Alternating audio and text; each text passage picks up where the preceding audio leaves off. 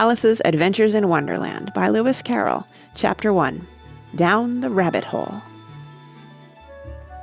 Alice was beginning to get very tired of sitting by her sister on the bank and of having nothing to do. Once or twice she had peeped into the book her sister was reading, but it had no pictures or conversations in it. And what is the use of a book, thought Alice, without pictures or conversations?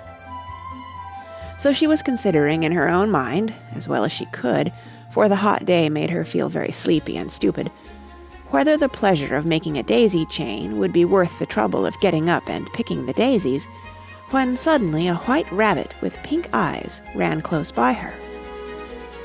There was nothing so very remarkable in that, nor did Alice think it so very much out of the way to hear the rabbit say to itself, oh dear, I shall be late." When she thought it over afterwards, it occurred to her that she ought to have wondered at this, but at the time it all seemed quite natural. But when the rabbit actually took a watch out of its waistcoat pocket and looked at it, and then hurried on, Alice started to her feet, for it flashed across her mind that she had never before seen a rabbit with either a waistcoat pocket or a watch to take out of it, and, burning with curiosity, she ran across the field after it, and fortunately was just in time to see it pop down a large rabbit hole under the hedge. In another moment down went Alice after it, never once considering how in the world she was to get out again. The rabbit hole went straight on like a tunnel for some way, and then dipped suddenly down, so suddenly that Alice had not a moment to think about stopping herself before she found herself falling down a very deep well. Either the well was very deep, or she fell very slowly, for she had plenty of time as she went down to look about her, and to wonder what was going to happen next. First she tried to look down and make out what she was coming to, but it was too dark to see anything. Then she looked at the sides of the well and noticed that they were filled with cupboards and bookshelves. Here and there she saw maps and pictures hung upon pegs. She took down a jar from one of the shelves as she passed. It was labeled Orange Marmalade, but to her great disappointment it was empty. She did not like to drop the jar for fear of killing somebody, so managed to put it into one of the cupboards as she fell past it. Well, thought Alice to herself, after such a fall as this, I shall think nothing of tumbling downstairs. How brave they'll all think me at home. Why, I wouldn't say anything about it, even if I fell off the top of the house. Which was very likely true. Down, down, down. Would the fall never come to an end? I wonder how many miles I've fallen by this time, she said aloud. I must be getting somewhere near the center of the earth. Let me see. That would be 4,000 miles down, I think. For, you see, Alice had learnt several things of this sort in her lessons in the schoolroom, and though this was not a very good opportunity for showing off her knowledge, as there was no one to listen to her, still, it was good practice to say it over. Yes, that's about the right distance, but then I wonder what latitude or longitude I've got to. Alice had no idea what latitude was, or longitude either, but thought they were nice grand words to say. Presently she began again. I wonder if I shall fall right through the earth. How funny it'll seem to come out among the people that walk with their heads downward. The antipathies, I think. She was rather glad there was no one listening this time, as it didn't sound at all the right word. But I shall have to ask them what the name of the country is, you know. Please, ma'am, is this New Zealand or Australia? And she tried to curtsy as she spoke. Fancy curtsying as you're falling through the air. Do you think you could manage it? And what an ignorant little girl she'll think me for asking. No, it'll never do to ask. Perhaps I shall see it written up somewhere. Down, down, down. There was nothing else to do, so Alice soon began talking again. Dinah'll miss me very much tonight, I should think. Dinah was the cat. I hope they'll remember her saucer of milk at tea time. Dinah, my dear, I wish you were down here with me. There are no mice in the air, I'm afraid, but you might catch a bat, and that's very like a mouse, you know. But do cats eat bats, I wonder?" And here Alice began to get rather sleepy, and went on saying to herself in a dreamy sort of way, "Do cats eat bats? Do cats eat bats?" And sometimes, "Do bats eat cats?" For, you see, as she couldn't answer either question, it didn't much matter which way she put it.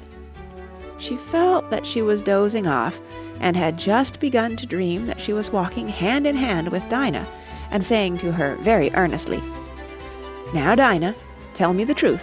Did you ever eat a bat?" When suddenly, thump, thump, down she came upon a heap of sticks and dry leaves, and the fall was over. Alice was not a bit hurt, and she jumped up onto her feet in a moment. She looked up, but it was all dark overhead. Before her was another long passage, and the White Rabbit was still in sight, hurrying down it. There was not a moment to be lost. Away went Alice like the wind, and was just in time to hear it say, as it turned a corner, "Oh, my ears and whiskers, how late it's getting!" She was close behind it when she turned the corner, but the rabbit was no longer to be seen. She found herself in a long, low hall, which was lit up by a row of lamps hanging from the roof. There were doors all round the hall, but they were all locked, and when Alice had been all the way down one side and up the other, trying every door, she walked sadly down the middle, wondering how she was ever to get out again. Suddenly she came upon a little three-legged table, all made of solid glass.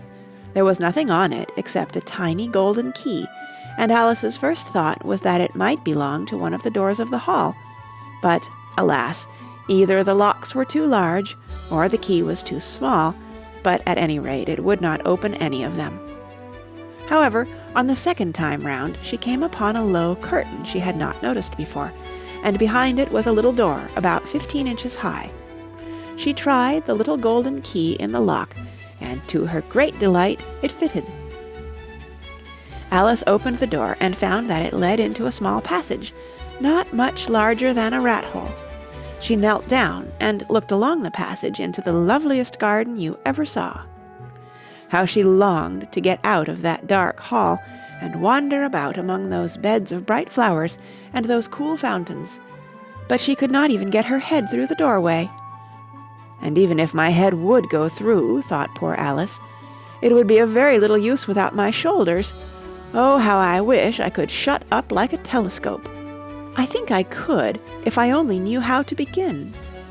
For, you see, so many out-of-the-way things had happened lately that Alice had begun to think that very few things indeed were really impossible.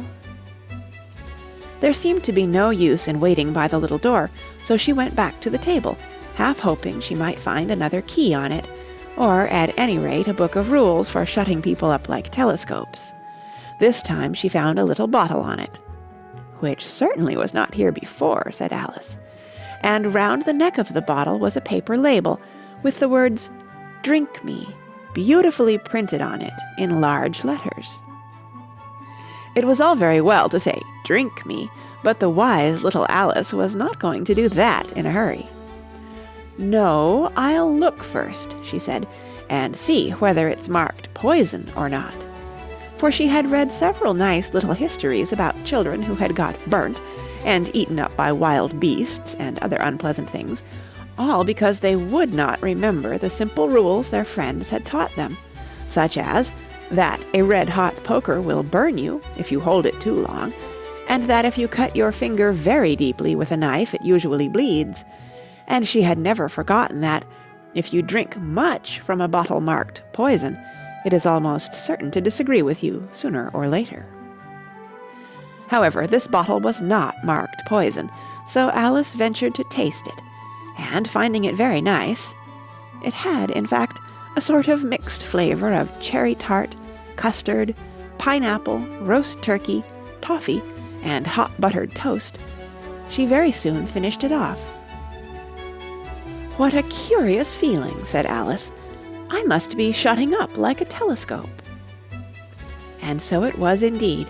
She was now only 10 inches high, and her face brightened up at the thought that she was now the right size for going through the little door into that lovely garden. First, however, she waited for a few minutes to see if she was going to shrink any further. She felt a little nervous about this. "For it might end, you know," said Alice to herself, "in my going out altogether, like a candle. I wonder what I should be like then." And she tried to fancy what the flame of a candle is like after the candle is blown out, for she could not remember ever having seen such a thing. After a while, finding that nothing more happened, she decided on going into the garden at once. But, alas for poor Alice, when she got to the door she found she had forgotten the little golden key, and when she went back to the table for it, she found she could not possibly reach it. She could see it quite plainly through the glass, and she tried her best to climb up one of the legs of the table, but it was too slippery. And when she had tired herself out with trying, the poor little thing sat down and cried. "Come, there's no use in crying like that," said Alice to herself, rather sharply. "I advise you to leave off this minute." She generally gave herself very good advice, though she very seldom followed it, and sometimes she scolded herself so severely as to bring tears into her eyes, and once she remembered trying to box her own ears for having cheated herself in a game of croquet she was playing against herself, for this curious child was very fond of pretending to be two people. "But it's no use now," thought poor Alice, "to pretend to be two people. Why, there's hardly enough of me left to make one respectable person." Soon her eye fell on a little glass box that was lying under the table. She opened it and found in it a very small cake, on which the words, "Eat me," were beautifully marked in currants. "Well, I'll eat it," said Alice, "and if it makes me grow larger, I can reach the key, and if it makes me grow smaller, I can creep under the door. So either way I'll get into the garden, and I don't care which happens." She ate a little bit, and said anxiously to herself, "Which way? Which way?" holding her hand on the top of her head to feel which way it was growing, and she was quite surprised to find that she remained the same size. To be sure, this generally happens when one eats cake, but Alice had got so much into the way of expecting nothing but out-of-the-way things to happen, that it seemed quite dull and stupid for life to go on in the common way. So she set to work, and very soon finished off the cake. End of chapter 1.